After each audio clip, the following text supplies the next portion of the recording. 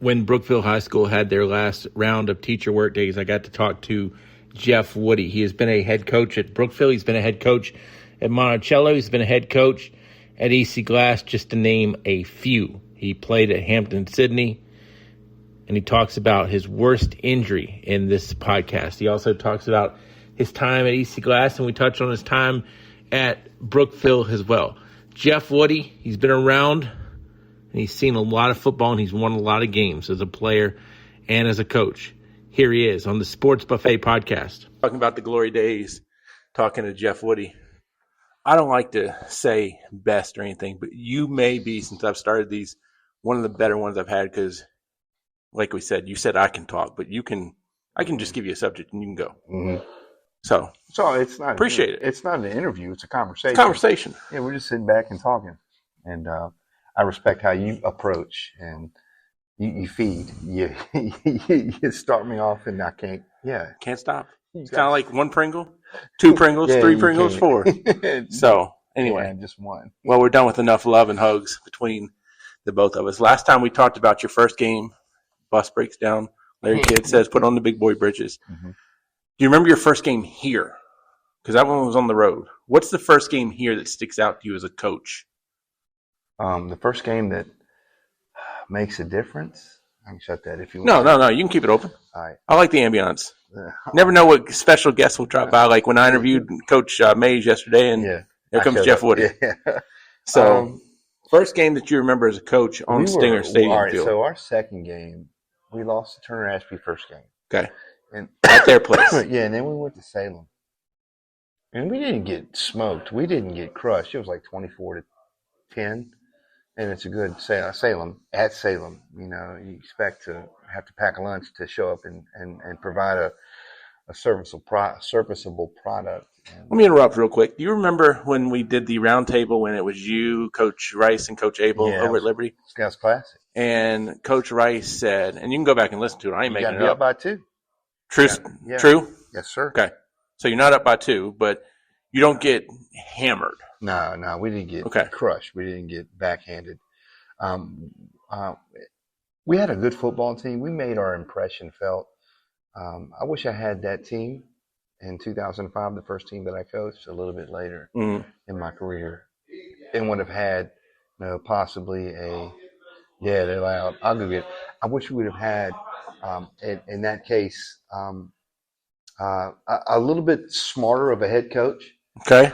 A little bit more seasoned, a little bit of a better offensive game plan.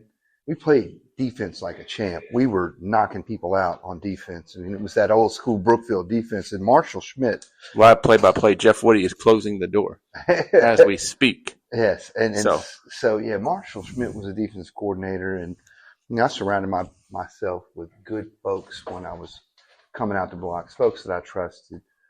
Ken Sowers was another guy that coached with me and coached. Was it more important to have smart people when you came out of the gates? Because you're still smart. I don't want to say wet behind the ears, but I was definitely wet. You're new. Yes. It was folks that loved you. Folks that loved Brookville, folks that loved the kids. And more important that folks love Brookville or folks love Jeff Woody? We all loved Brookville, put it that way. Okay. And we all wanted the best for the community. And folks from the community coming out and coaching the kids that they've coached for a long time. So these guys had been in the middle school level and then the JV level. And then now, I mean, they grew up, all of us, Jamar Lovelace and Austin Williams and Josh Austin, those players, we all came up, together. I was on the JV team coaching them, and these guys were on the B team, coached them. And when I got the jobs, surround myself with people that love Brookville. Let me be rude real quick. Schmidt and Sowers, your older part of the guard, or did you have like older Larry Kidd's an old part of the guard. Of course, he's about 200 years old as we speak now. So did you need older guys? Because if you just have younger guys and just have your buddies. It's a great combo. Okay. So you need both. It was youth and energy and wisdom all in together. Okay.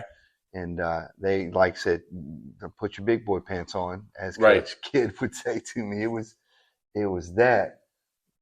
Plus, I had lots of energy. I had lots of goals and aspirations, and I wanted to be the best, and I surrounded myself with folks that would allow me to be the best. Yet at the same time, hold on, big guy. And they would pull the chain on me and pull me back and not um, let me think outside too much. Hey, we got to keep it with in the lane, stay in the lane.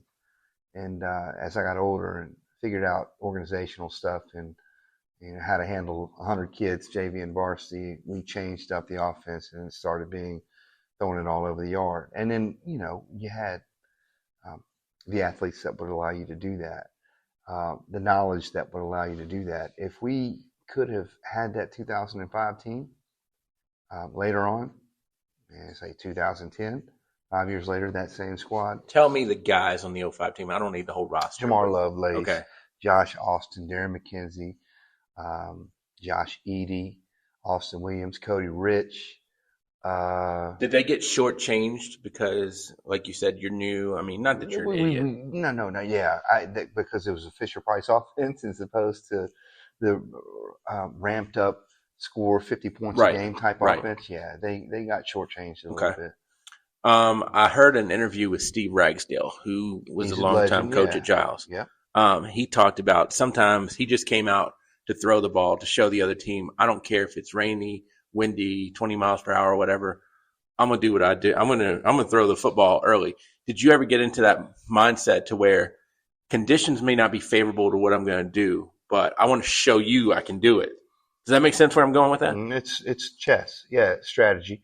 Are you playing chess or checkers? Chess, dude. Come on. I'm a whole lot. Checkers, though, at some point in time. Checkers is fine. Well, as a young guy, I'm thinking sometimes, you listen to the older coaches, right, and they tell you, hey, the first, if it's rainy, if it's a torrential storm, downpour, and everything's wet, your offensive wide receiver knows where he's going. And it's the only time of the game the ball is going to be the driest that it's going to be. So go ahead and take it, throw it up top first play. Right. And then, obviously you got a mud game, and so you got to mud it. You got a 3, 4, 5, and a cloud, but or a puddle of that water. ball's got to be put down for the center to snap. It's getting wet. Yeah. However, when your quarterback throws it, the water's kind of coming. Oh man, you got to off the ball. He's almost like a shot put. Was it worse to catch? I'll get back to my original question. I don't remember what it was. Was it worse to catch a wet ball or a cold ball? Because you were a receiver. I would rather catch a wet ball. Okay. The cold ball. It's like a rock, though. Yeah, man, that thing will scoot through your hands real quick. Right. I mean, I need some. Like a couple of games, I would come off on the field and it was really cold, and I would take water and put it on my hands so I could get a little bit of tack, and so they wouldn't be ashy. You know what I mean? They wouldn't be like I needed some lotion. And I needed some stick. I never wore gloves. I didn't believe in gloves. They weren't a big thing. Not that you're that old. I mean, you and I are both gray. But gloves weren't a thing at that point. Even if they were a thing, I wouldn't wear them. Even in baseball, I never wore batting gloves. Don't believe it. I don't like they have it looks like a hamburger helper pad. And these base runners now put the hamburger helper pad, and they'll dive back to first base and not even use the hamburger helper pad. You've got padding going all the way up to the elbow too. I don't believe in that. I'm not going to wear an ankle brace. I'm not going to wear an elbow brace. I'm not going to have. I'd rather go old school and just wear a hat. And if I get hit, I get hit in the head, and it's okay. I don't think batting gloves are that dumb, to be honest. No, they're not. I mean, it definitely would prevent that. Right. Yeah, that blister that shows up on the knuckle. But back to receiving, and we're going to. The best time to throw the football if it's raining is the first play of the game. Yes, sir. Okay. And then every play after that. Okay. Jeff Woody style. Okay. No, I mean, it's timely. It's timely. It's at the very beginning of the drive as opposed to that center having to put that ball on a wet ground and snap at the quarterback, and the quarterback then has to shot put the ball. But it's the beginning of a drive, and you got to have talent. You got to have that coach that is covering up everything. Right. And then these are precious jewels. So you don't let that get wet. And then when it's time for us to go back on the field, you toss that somewhat dry, maybe waterlogged heavy ball out there, and then you play ball. You play the game. Student manager's job is to keep that ball covered and run that ball out to the official. Don't try to be a hero. No, we ain't spinning that move because he could drop it as well. Yeah. So you run it out there to him. That's good. I'm not breaking any news here because you've told everybody not coming back to Brookville next year. You're going to be a little bit closer home up in the Charlottesville area. How much has this place meant to you? It's home. I said this to Coach Lindenberg today. I was driving in and we talk on a regular phone calls. And in 29, this is the last time I'm going to drive 68 miles over that mountain. And as you see it on the board right there, over that mountain. And It's not the last time, but you're yeah, not of doing course. it I every mean, day. family's Yeah, here yeah, too. yeah, I yeah. got pops here, but it's not an everyday thing anymore. And Lindenberg, I said, there's only one person that I think that has been on that practice field more than I have, and that would be Jim White. And Jim White coached for a long time, played here as well. Coached you? Coached me, yes. Coach White's the truth. But for me to have played JV and varsity football, JV and varsity baseball, coached JV football, coached varsity football, I would say for about 18 years. And who else other than Jim White has been on that field? That's home to me. That practice field, and also the game field. I don't know if there's anybody that's been on that field as much as I have. And I'm not saying that to be arrogant, but man, that is take a deep breath. And you go an extra mile and you think about, all right, so you die. Where do you want your ashes spread? That'd be one of those places. It's a hallowed ground for me. That practice field. Right. How many 4-leaf clovers have I found on that field? More than anybody, I guarantee. Found 5-leaf clovers, 6-leaf clovers, and everything else on that field. Was it weird coming back the first time because you went and coached at Monticello, you went and coached at EC Glass. Mm-hmm. When you were at EC Glass, you all came back here, obviously. That's obviously weird. Whew. I never coached on that side of the field. You know, I was on the visitor side as opposed to the home side, and we took some whoopings. We EC Glass came in with solid game plan, but Brookville refused to lose, and they've got it in their blood, and they know how to win. And well coached by Meeks, and we got pummeled a couple of times, but we figured out our way. And I got a couple of wins from that visitor side, but it's I gotta think visitors' locker room was probably a little weird too. Yeah, absolutely. And then things changed though. They got the field house going, Right. And so you practice. Or not practice, but you come on to the field for a pregame practice, and not pregame like pregame, not an actual practice, but warming up before the game, and that was awkward. Like, what side am I supposed to be on? And then it was different. It was definitely different, and it was an awkward. I don't want to say eerie because eerie means kind of scary, but it was definitely me respecting, like, all right, I know what I'm getting myself into. You better pack a lunch if you come into Brookville High School. Well, and I got to think too, because when you go over to the other side of town, you're focused on EC Glass for a long time, obviously. But then that first game where you have to come here, I got to think the bus ride from Memorial to Timberlake a little bit different. It was weird. How many times have you ridden in a bus to JF or to Amherst or to Liberty? A lot. So I got to think that's not really weird. Yeah. But coming from Memorial to Timberlake, got to be a little bit different. It was weird coming back to Brookville and being on the visiting side, playing against EC Glass as well. And I'm sitting on the visiting side, and not a year ago I was on that side, right, the home side, and it was the same feeling. Like, I just don't feel good. I don't feel. I'm not comfortable, which is a good thing for the other team to make sure that you don't feel comfortable when you come into our house. And so it was a situation where we were on the sidelines and we're struggling and we're trying to provide a good offense and their defense, EC Glass, run by Lovelace and company, they were sticking it to us, and then the kids will start chirping. They'll look over the sideline and say something to Woody. And so we're back to coaching.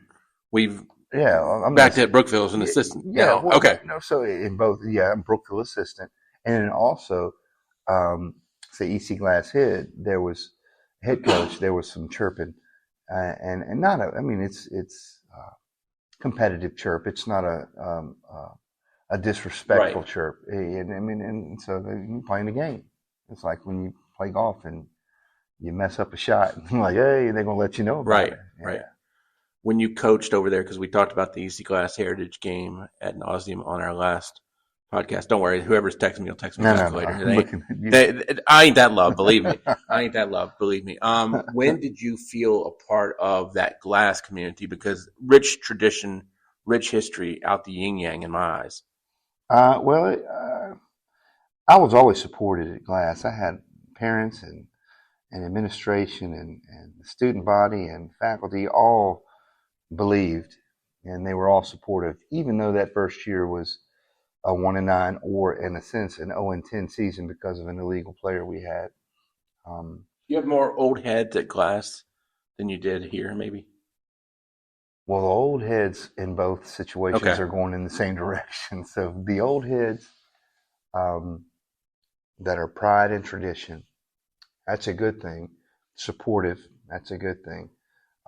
In both cases, they wanted the best for, and they would support us as much as we could at Brookville and at Glass. It was great in both places. There's no negative in regards to support. And people want to win, and this is a traditional place at Brookville, and obviously bringing back that glass with the swoosh on the bottom of it and putting that on the helmet and going back to the old school. It was supported, it was respected, now we're getting back to where it needs to be. And I always thought that Glass had the best uniforms in the district, maybe in the state. It's like that Miami youth, that glass on the side of the helmet is absolutely beautiful. And that clean maroon helmet at Brookville, absolutely beautiful. I mean, that's the tradition. Both schools, black is not a part of our uniform. Maybe you can toss some gray in there, but it's blue and white. And if it ain't blue and white, it ain't fill in the blank. And it's maroon and gold.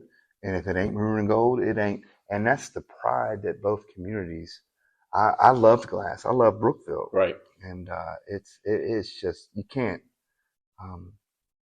When you're winning in either place and you're supported, obviously you win, you get the pat on the back, and the kids are supported. You feel like you're walking on clouds. You feel like, man, this is where I'm supposed to be. And then, life takes a turn, and you got to go this way, and you got to go that way, and things change. And now we're getting to the point where, I got to get back to family. I got to get back. My kid's 16 and 14, and one's about to be, in ninth grade, and he's good. He's way better than I was. He doesn't say much. He's quick as a cat. He's got great hands. When you talk to him, like, hey, my guys are going, man. That's all he gives you. Like, how was practice, man? Like, can I get some detail? And Rowan's a little bit more verbal. Rowan's going to start at quarterback for CHS, and we'll see what's going on with Mike. And Mike is good enough, but Mike is still young in the mind. Right. And I got the little girl that's 10, and she's playing soccer, and I gotta be a dad in this case. I'm going to go to the Albemarle area, Albemarle County. Don't know exactly where I'm going to land yet, but I don't even know if I want to coach because I want to be a dad. Right. It does make sense to coach at Albemarle High School or Monticello High School when your son plays for Charlottesville High School. And maybe it could be a situation where I selfishly steal them out of where they're set in stone and feel good about where they're at and they're comfortable. I don't want to take them out of where they are because they've already established themselves as a good student, as a good player in several different sports, basketball, baseball, football, obviously. And so I want to be able to take them to practice and coach them up in the car ride home and watch them on a Friday night. Right. Talked about the old school. And I remember Brad Bradley told me when he played for Willis White, the legend. That everybody had to be, kind of like, we're not having one guy with spot clean blue leggings or anything like that. And your helmet was polished and your shoes were clean and all of it. You kind of touched on it. How important is it that everybody's uniform looks, I think dirt and, sticker helmets are fine. That's a little bit different. But how important is everybody looks the same and we don't have anybody saying, hey, look at me, I got black Under Armour. No, I think it is important that everybody's the same. All right, today or this on Friday, everybody wear white socks. Everybody wear maroon socks. Everybody wear blue socks. So you're old school. In that regard, yes. I don't want polka dots. Right. And Was it weird when you kept coaching? Did you find that people drifted away to of where? course, I mean, we're going in that direction. It's 2026 right now, I'm and aware. Believe me. you watch a basketball game and you see like how many different colored shoes that they have on. And I wasn't so specific that you had to have black cleats or white cleats, and that's your own. I mean, cleats are cleats, and what fits you well and what makes your foot feel the best is where we're going to go. And you have your your your free range at what you want to wear as far as footwear is concerned. But when we go out there on the field, everybody's going to have the same Under Armour gear, Right. socks and whatnot. Shoes, I don't care. Um, I mean, I like the swoosh, but if Right. the swoosh doesn't fit you, at Monticello, when I was at Monticello, everybody had to wear Under Armour. Swoosh ain't cheap either. I know it. It's up there. Yeah, you're right. Yeah. It makes you run faster and jump higher. I believe it. Worked for MJ. It works for me too. Well, it never worked for me. Well, it worked more for MJ than it probably did the rest of us. Yeah, What's the worst injury you had when you played? ACL tear. I tore my ACL when I was a sophomore in college. I was leading the conference in receptions. It was game 4. We were playing Washington and Lee, and I caught a pass on the sidelines, and I planted, and the guy tackled me, and he rolled me up, and my knee went the wrong way. It went, it shouldn't have gone to the left. It should have been straight and narrow, and that humbled me. It set me down. I wasn't able to play for 9 months, and then when I did come back, I wasn't the same. Never have been the same. I still can't sneak up on anybody because I pop and crack. I mean, if I go up the steps, you're going to know it's dad. When I come home and the kids are upstairs and they're waiting on me to get there, they can hear it pop, pop, pop, pop. So every time I take a step with my right, and I'll sit there and I'll drive and I'll have it on cruise control. And I'm an expert at that because of the 29 drive. And you hear it? I'll extend my knee and it'll pop. And it still bothers me now. I can predict weather. I can try to take off running and all of a sudden blow a tire because that knee doesn't work like it should. But I did a really good job of rehabbing and coming back, and I did come back at Hampton City and played my junior and senior year and caught a lot of passes. What did rehab look like then? When were you able to start? What were you doing? Stuff like that. I chilled. They wouldn't let me. And I was 4 months out of surgery, and I was like, "Hey, I want to," and they were like, "No." So this happens in probably October, is what I'm guessing. So no, I had surgery in November. But you tear it, I'm assuming October-ish. Yes. Have the surgery in November, so then you're down for 9 months. Which. Yeah. So I started moving and shaking about March, April. Okay. And then what moving and shaking meant, and I lost a lot of weight just because I was standstill. I wasn't able to get up and move and go. I mean, I could go to the weight room and do upper body stuff. In a weird way, I'm surprised you didn't gain weight from being so sedentary. No, I lost it. Yeah, I lost it. Okay. I lost it. And then I started. Not the weight loss plan that we'd advocate, by the way. No, I mean, just tear your ACL. You'll lose about 30 pounds. It's good for you. But I started walking, and I at Hampton Sydney, the kids would be in there lifting weights. The team would be lifting weights, and I'd go out and I'd just start walking. Are you in a boot, or are you just walking around like? I had a brace on. I had that Rector set brace. But no crutches. No. Okay. No. And then that summer hit, and so we were out of school with May, and I'd go to, I guess it was Courtside. Remember Courtside? Mm-hmm. And I would get on. I just get on the bike and start pedaling and move that knee back and forth. And you're a one sport athlete at this point. I mean, you might be able to play, some pickup ball or whatever with people, but I mean, you're not going out and playing baseball or anything like that. Now I came out, I wasn't. I was just trying to get that strengthened, and you could tell even now to this day, my left quad, which is my good knee, is a lot stronger, looks better than my peg leg on the right side. I look like Captain Ahab over here. And I still walk with a little bit of limp. I still drag it. I remember a coach when I was coming back out my junior year, and he said, "Quit dragging your leg." In other words, I was really strong with the left leg, right, but I was dragging that right. And then I didn't like my junior year was bad. We didn't have a very good season. I think we won 2 games. I had that Rector set on all year, and it was a struggle. I felt like it was pulling me back. And then when I came back out my senior year, Marty Favret was the head coach, and we changed the offense, revamped it. I caught 80 passes, and I didn't have to wear the Rector set knee brace, and I felt better. I felt Free. Yeah, absolutely. It's a great word. I was looking for that one. I felt like I could go, and Favret changed my view of football too, as far as what type of offense do you want to run when you become a head coach. And then you come back to Brookville, and here I am taking I'm taking that. What did Marty do specifically? No huddle, fast paced, no huddle, lots of screens, lots of throwing the ball.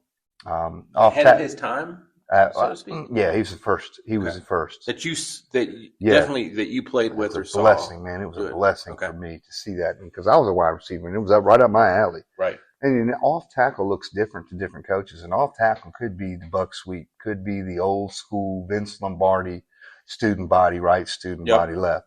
But which Marty, a lot of people would run back in the not maybe student body right or left. You still pat your back on that. Pat your back on that. I mean, there's nothing wrong with the student body, and you get 4 or 5 yards and a cloud off of that counter tray, if you will. And there's several different ways you can get 4 or 5 yards. Look at Scott Abel and look how he gets his 4 or 5 yards. And then Marty Favret was, all right, we're going to run this screen. Were y'all spreading? Yeah. Okay. No huddle spread. Because until the spread came along, I mean, I don't want to say it was, no clue, but I mean, everybody's going to run because, you're not throwing from under center much. Yeah. I mean, football spread made people honest, I think. Yeah. Well, regardless. Yeah. The game has changed. It's now sideline to sideline and end zone to end zone. Yep. You got to cover the whole field, and it makes people honest. But there's nothing wrong with lining up and in the trenches, finding a way to get a yard when you need it, 4 yards when you need it. And that's Marty would do that. Coach Favret would, whatever it took, he had a game plan, and he could attack and find what was open. And sometimes it's in a 2x2 power eye set, and we would ram it right down your throat. And sometimes it was, okay, let's go ahead and motion this and get them out of a situation and throw the screen right here. Football, regardless of whether it's tight within the friendly confines of the hashes or if it's spread all the way out to the sidelines, it's all about angles and numbers. It's all about. But you practiced spread and under. Oh, yeah, we knew center. what we were doing. It's like the first day. I'm not saying anybody's an idiot, by the way. Yeah, well, you got plenty of them out there. There's one you're talking to. Put it out. Well, and you're talking to one too, so yeah, we can hang out there. We can hang out, yeah. But it's you do your game plan. I mean, and the game plan, it's different in college because you have more time to work on an offense. You don't play both sides of the ball. Right. High school, you have kids that are two-way in it, and so you get maybe in high school 2 hours of offense a week, 2 hours of defense a week. And whereas in college, you get 5 to 6 hours to work on a specific offensive game plan. But they start off, and I said this to you earlier in a previous meeting, those kids, when they come out the first day, here's the game plan, and they're on the back of the bus, and I'm driving. But by the end of the week, they move seats closer and closer and closer. And by the time the game hits on Saturday, they're driving, right? Because they know what's up. They know the game plan. You're a history teacher. I'm looking at that world history book up there. Probably about 200, 300 pages. I'm not saying a playbook is that thick, but is a playbook an actual book? It's a living, breathing document. It's like the Declaration of Independence. High school and college, both people absolutely. have playbooks. Absolutely. I mean, see, in college though, you can recruit the type of players that Sure. you want to run your offense. In high school, you have been gifted these players every year, and offense year 1 might be different from offense year 2, year 3, year 4, year 5, because all of a sudden you get a Logan Thomas that shows up, and that changes your offensive ability. You can do a whole lot of stuff with Logan Thomas. You can do a whole lot of stuff with Kyrie Kuntz at Monticello, running back. And so it's, all right, you got Logan Thomas, you got a Kendall B. Craft, you got a Kyrie Kuntz. And so if you got a really good quarterback, that offense is going to revolve around his skill set. You got a really good running back, you got a. Does the playbook need to be as thick when you have a special talent? It was really thick when we had George White. And and George is good. The truth, No the smartest kid I've ever coached. No knock on George whatsoever when we say that. I mean, George ain't Logan from an athletic standpoint, and George, I hope, believe, probably tell you that too. He's the most reasonable, honest person of all time. Right. But I didn't need to be there. George, I didn't need to call plays. George could have called all the plays. And there's a couple of times where I'll call a play from the sidelines at Glass, and we had lots of bullets in the gun, or metaphorical, lots of good athletes that we could distribute the ball to. And George, man, he could see it. He knew. I mean, before Friday, all right, George, what's our first 10 plays? And George would have 10 plays listed, and he'd have them drawn up on the whiteboard. And if this doesn't work, I think this is going to work. And if we're lining up in this, and he's here, we can do this. And George was a student of the game. He's going to be a heck of a coach if he ever decides to be. He was a heck of a quarterback. He won several games for us based on him and I communicating when he was off the field. All right, we got to go out there on this next drive. What do you think? And he would tell me what he thought, and I would tell him what I thought, and we would come together and have a collaborative offensive mindset going out in that next drive. And he was, and granted, he'd throw it up to Eli Wood anytime he wanted. That's to get out of jail free card. Lavarius Gilbert, yeah, he was good too. And then we had Mikey Thomas and a lot of other. We had a good offensive line. We had a good coaching staff, and George and I just connected in regards to what was the best offense we could put on the field to get points. And man, we crushed it. George, one of the most cerebral players you've ever coached. The most. Okay. The most. No, without a doubt. Without a doubt. You know, as I listened to that Jeff Woody interview, I noticed what affection he has for EC Glass. And when you look at EC Glass, they've had a lot of good players. It's the oldest school in Lynchburg. And to have that affection for such a school is phenomenal. When he's been at Brookville, and he has affection for that school too, no doubt. But it kind of reminded me of Mark Lindenberg. I associate Mark Lindenberg with Radford, but he talked about the affection he has for Brookville too. If you listen in the previous interviews, of course, Mark Lindenberg, son of the legend Norm Lindenberg. Those are good interviews to listen to. Jeff Woody is a good one too. We've got another part coming to where he's going to talk about some more Brookville Bees football and more. For the Sports Buffet podcast, this is Bob Elvis.